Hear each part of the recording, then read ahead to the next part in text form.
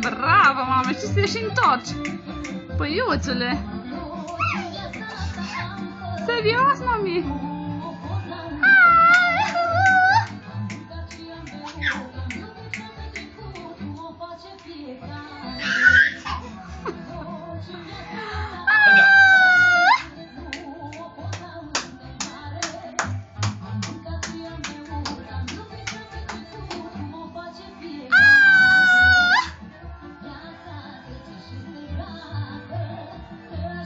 Bravo, Dejan!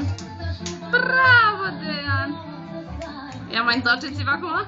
Bravo! Ce întins să ține mâna după ce... Uite! Facem exercițiu de duminică. Bravo, Dejan! Acum trebuie să fie Diana să dansăm noi. Nu, Dean? Dar ce cuvânt nostru? Bravo, Dejan! Hai, Dejan, și tu, mami! Bravo! Hai, Dejan! Dejan, mami, ne-ai vomitat în glas. Mami. Bravo, Dejan!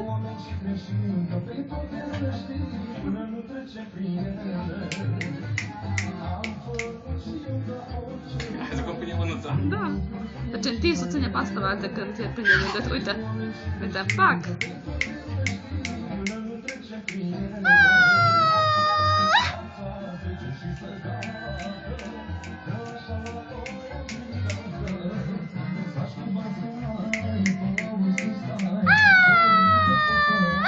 Pune, văd că mi-s filmat.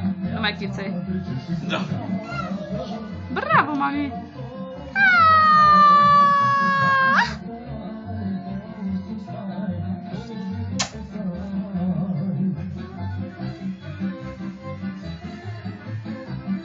Hai, rotiți-vă! Bravo! Sărutăm-mă și te dumă! Gata.